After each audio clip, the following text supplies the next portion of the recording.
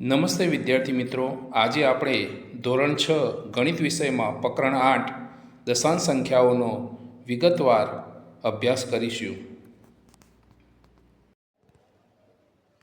પ્રશ્ન 1. સાચો વિકલ્પ પસંદ કરી બોક્સમાં લખો. નંબર 1 0.07 વત્તા 0.008 બરાબર કેટલા થાય?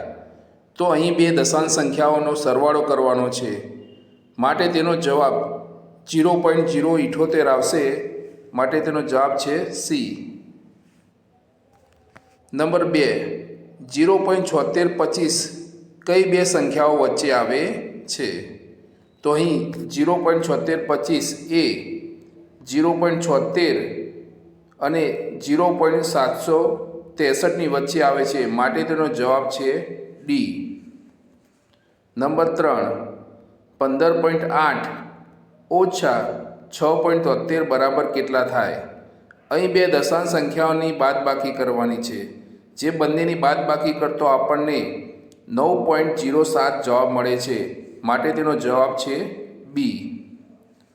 નંબર 4 0.023 કઈ બે સંખ્યાઓ વચ્ચે આવે? તો અહીં 0.023 એ 0.02 અને 0.03 વચ્ચે આવે છે, માટે તેનો જવાબ છે બી. નંબર 5 કઈ દશાંશ સંખ્યા સૌથી મોટી છે? અહીં 0.29 એ સૌથી મોટી સંખ્યા છે, માટે જવાબ છે સી. નંબર 6 કઈ દશાંશ સંખ્યા સૌથી નાની છે? અહીં 0.082 એ સૌથી નાની સંખ્યા છે, માટે જવાબ છે સી. પ્રશ્ન 2 ખાલી જગ્યા પૂરો. નંબર 1 4.55 વત્તા 9.73. અહીં બે દશાંશ સંખ્યાનો સરવાળો કરતા આપણને 14.28 જવાબ મળશે. નંબર 2 8.76 ઓછા 2.68. અહીં બે દશાંશ સંખ્યાઓની બાદબાકી કરતો આપણને 6.08 જવાબ મળશે. નંબર 3 5809 ગ્રામ ને આપણે કિલોગ્રામમાં ફેરવવાના છે. 1 કિલોગ્રામ બરાબર 1000 ગ્રામ, માટે 5809 ગ્રામ છે, તો એને કિલોગ્રામમાં રૂપાંતર કરતો આપણને 5.809 કિલોગ્રામ મળશે. નંબર 4 93 મીમી, જેને આપણે સેમીમાં ફેરવવાના છે. 1 સેમી બરાબર 10 મિલીમીટર, માટે 93 મિલીમીટરને સેમીમાં ફેરવતા આપણને 9.3 સેમી જવાબ મળશે.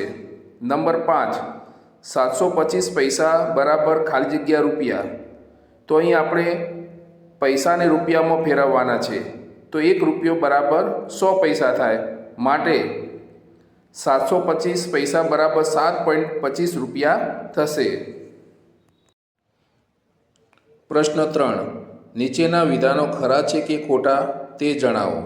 Number 1 19.25 less than 19.053.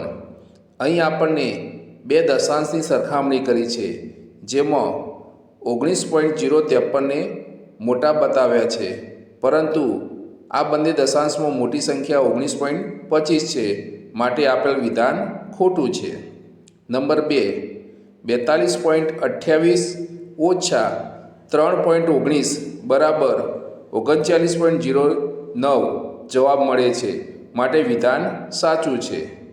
3 શતાંશ વત્તા 3 દશાંશનો સરવાળો કરતાં આપણને 0.33 મળે છે, માટે વિધાન સાચું છે. નંબર 4 1 પૈસા બરાબર 1/100 રૂપિયા. 1 પૈસો એ 1 રૂપિયાનો 100મો ભાગ છે, માટે વિધાન સાચું છે.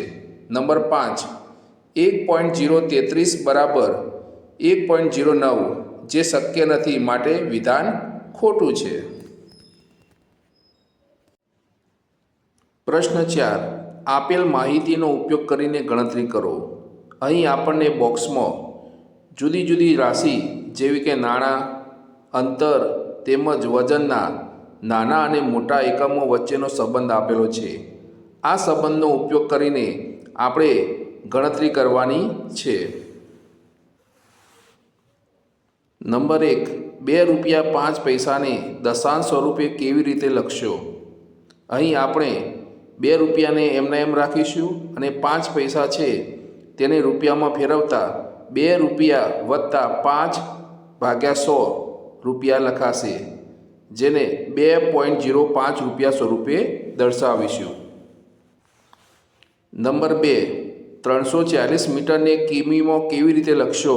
કેવી રીતે?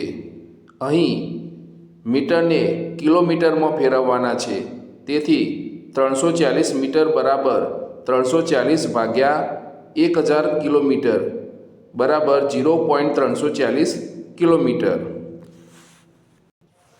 નંબર 3, 5 કિલોગ્રામ 8 ગ્રામને દશાંશ સ્વરૂપે કિલોગ્રામમાં કેવી રીતે લખી શકાય? અહીં કિલોગ્રામમાં ફેરવવાના છે. 1 કિલોગ્રામ બરાબર 1000 ગ્રામ, માટે 5 કિલોગ્રામ 8 ગ્રામ બરાબર 5 કિલોગ્રામ વત્તા 8 ભાગ્યા 1000 કિલોગ્રામ, માટે જવાબ આવશે 5.008 કિલોગ્રામ. પ્રશ્ન 5, ચડતા ક્રમમાં ગોઠવો. અહીં આપણને દશાંશ સંખ્યાઓને ચડતા ક્રમમાં ગોઠવવાની છે.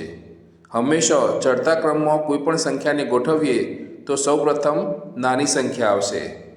તો આપેલ દશાંશ સંખ્યાઓમાં સૌથી નાની સંખ્યા છે 12.104, તેનાથી મોટી છે 12.124, તેનાથી મોટી છે 12.142, તેનાથી મોટી છે 12.214 અને સૌથી મોટી સંખ્યા છે 12.401. પ્રશ્ન 6, ઉતરતા ક્રમમાં ગોઠવો. કોઈ પણ સંખ્યાને ઉતરતા ક્રમમાં ગોઠવવી હોય તો સૌથી મોટી સંખ્યા પહેલાં આવશે.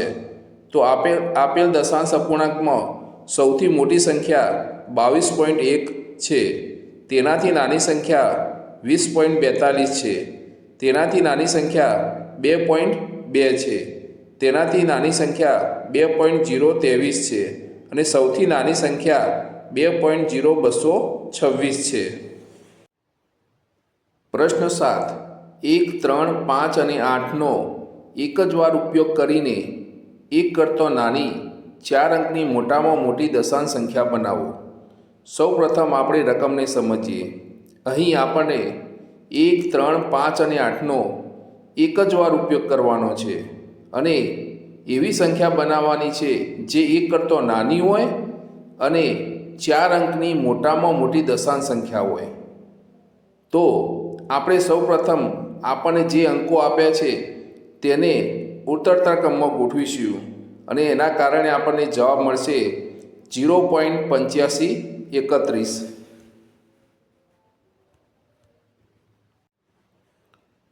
પ્રશ્ન 8, 2, 4, 5 અને 3નો એક જ વાર ઉપયોગ કરીને 4 અંકની નાનામાં નાની સંખ્યા બનાવો.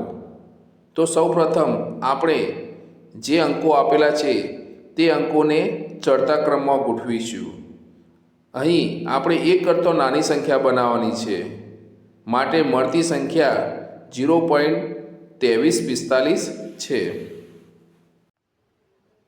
પ્રશ્ન 9, 50 મેળવવા માટે 25.5માં કેટલા ઉમેરવા પડે?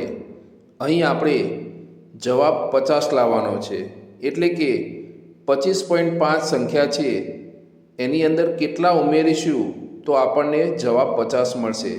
માટે આપણે અહીં 50માંથી 25.5 બાદ કરતાં આપણને જવાબ 24.5 મળશે. એટલે કે 25.5ની અંદર 24.5 ઉમેરતો 50 જવાબ મળશે. પ્રશ્ન 10, કયું માપ વધારે છે? 1 મીટર 40 સેમી, 60 સેમી કે 2.6 મીટર? તો આપણે સૌપ્રથમ ત્રણેયને મીટર અથવા સેન્ટીમીટર એકમમાં ફેરવીશું. અહીં મેં ત્રણેયને મીટર એકમમાં ફેરવ્યા છે, એટલે કે 1 મીટર 40 સેમી બરાબર 1.40 મીટર, 60 સેમી બરાબર 0.60 મીટર અને 2 મીટર 60 સેમી એટલે કે 2.6 મીટર. તો દશાંશ ચિહ્નની ડાબી બાજુ સૌથી મોટી સંખ્યા 2 છે, માટે આપેલ ત્રણેય માપમાં 2.6 મીટર માપ વધારે છે. પ્રશ્ન 11. આલોકે 1 કિલોગ્રામ 200 ગ્રામ બટાકા, 250 ગ્રામ ધાણા, 5 કિલોગ્રામ 300 ગ્રામ ડુંગળી, 500 ગ્રામ પાલક, 2 કિલોગ્રામ 600 ગ્રામ ટામેટાં ખરીદ્યા. તો તેણે કુલ કેટલું વજન ઉપાડ્યું તે કિલોગ્રામમાં શોધો. તો સૌપ્રથમ આપણે બધા માપને કિલોગ્રામની અંદર રૂપાંતરિત કરીશું. એટલે કે 1 કિલોગ્રામ 200 ગ્રામ બરાબર 1.200 કિલોગ્રામ, 250 ગ્રામ બરાબર 0.250 કિલોગ્રામ, 5 કિલોગ્રામ 300 ગ્રામ બરાબર 5.300 કિલોગ્રામ, 500 ગ્રામ બરાબર 0.500 કિલોગ્રામ, 2 કિલોગ્રામ 600 ગ્રામ બરાબર 2.600 કિલોગ્રામ. હવે આપેલ વજનનો સરવાળો કરતો આપણને 9.850 કિલોગ્રામ કુલ વજન મળશે. માટે આલોકે 9.850 કિલોગ્રામ વજન ઉપાડ્યું છે.